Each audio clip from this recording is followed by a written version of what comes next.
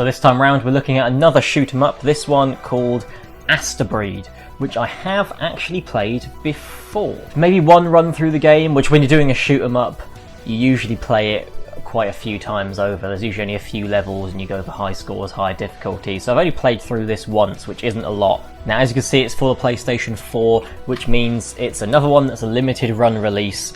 That's kind of a common thing with shoot 'em ups on PS4. Most of them seem to be low print runs, but I'm pretty sure I've seen this available on PSN, so it should be easy to get digitally if you do like the look of the game. In terms of what to expect, just from my memory, a fairly modern shooter with an anime art style, and I'm pretty sure you play as a mech. I'm having a look at the back here. Well, the writing on the back doesn't reveal much, but the images do. Anime and mechs. Actually, just look at the front cover. Anime and mechs. That's all you need to know. Now, I already know that this is a pretty good game, so there's no point in me sitting here speculating. Let's get around to playing it. So since I'm already on the menu screen to start with, we'll take a look at what bonus features and stuff they've got here. So it's all primarily artwork based, concept art, character models used. You can also just look at the stages, which I quite like. You don't get that too often when it comes to concept art in games. You can also read through timelines and story-based stuff. We'll get to the story a bit more later on, but there's no issue of it being there. The more bonus features, the better. That's kind of the point of bonus features, really. Into the actual game itself, as you can probably imagine, and is fairly typical of shoot 'em ups as a genre as a whole, there's a fair number of gameplay options which you can kind of customize and choose between, different difficulties, different ships to choose from, or it's mechs in this case, and some other more game-specific options as well.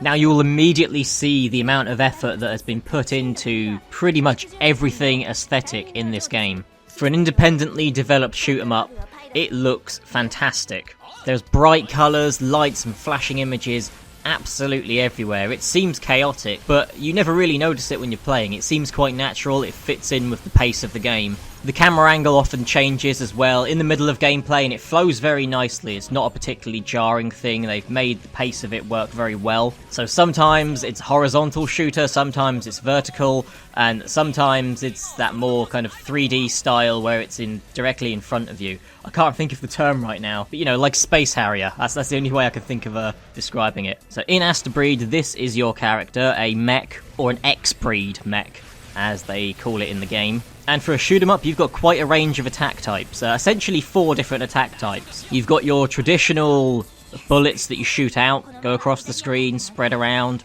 If you've played a shoot 'em up, you know exactly how that'll work. But you can also do a ranged attack by locking on to enemies in a certain area. So if you hold down a certain button, you'll see the little target things locking on, and then the bullets will home in on those targets. Then you've got 2 types of melee attack.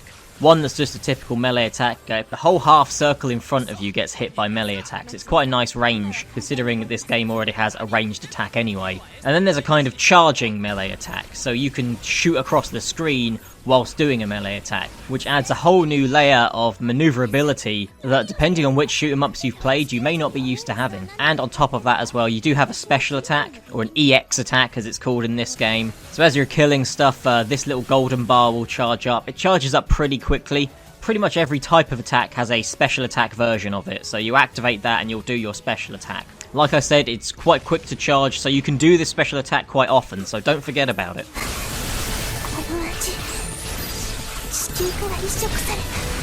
Enemy attacks are also colour-coded. Bullets can come along yellow, purple, or red. Now, yellow and purple bullets can be destroyed using specific attack types, but red ones are indestructible, and from what I can tell, things that look like missiles or projectiles as opposed to more traditional lasers and bullets are kind of treated like an enemy. So if it touches you, it will do damage, but you can destroy it any way you see fit, but they're pretty quick and small targets. It all sounds a little bit complicated at first, but once you're used to all the large variety of attack types, it can actually feel quite easy for a shoot 'em up game. Especially since this here is your health bar. You get a health bar, not just one shot kill, and your health bar recharges as well, so you can stay alive for a long period. Do take note though, it's 1 life, so it's a health bar, but once you're dead once, you're using a continue.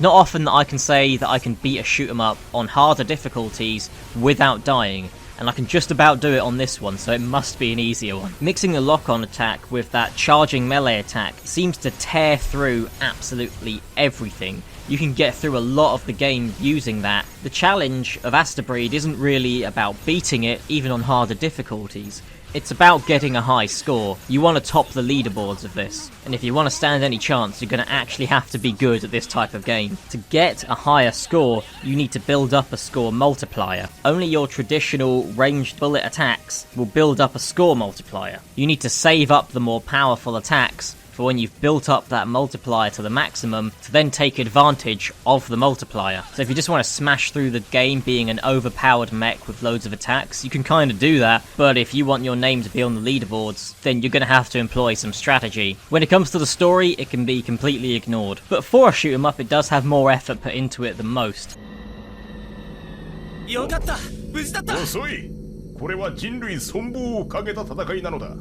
The main issue is all the dialogue is in Japanese, which usually wouldn't be a problem for me, but the issue here is I don't speak Japanese, and a lot of important story-based dialogue happens during the middle of gameplay.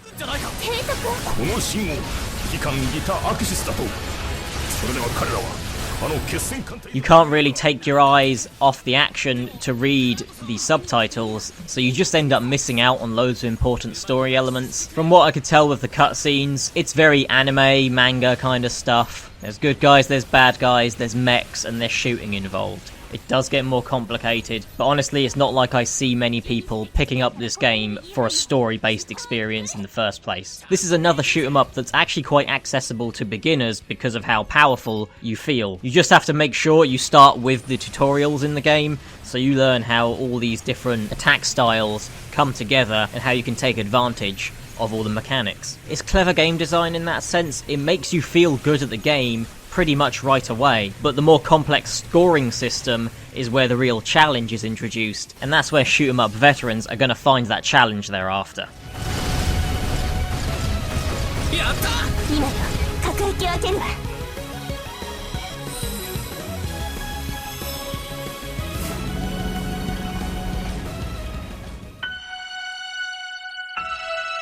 Since recording the gameplay footage and commentary, I've looked this up a little bit, and it seems like this was actually originally developed for PC. The controls originally were based around mouse and keyboard, so I'm kind of interested in picking up the PC version and seeing how that differs. Though I say keyboard and mouse, I think actually just mouse. I think the point is you can, I guess, move the mouse in the direction of when you want to do the charge attack, so it's like, and then the mouse buttons would be the actual attacks themselves. I don't know, I'm making stuff up now. I'd say Astebreed should have a pretty wide range of appeal. If you're new to this type of game but you fancy giving it a try, it's not just friendly to beginners, but it's still really fun to play and has a lot going on. It doesn't just rack the difficulty so far down that you're playing something really basic. It kind of shows off what a shoot 'em up can actually be to newer players. There are a lot of shoot 'em ups that try and do this, but end up really becoming kind of dull when they try and make the more beginner easy friendly modes. So this really deserves a lot of praise for its game design. So the developers, Edelweiss, it looks German but they're Japanese, so I don't actually know how that's supposed to be pronounced, but here's the logo. This is how they spell it. There you go.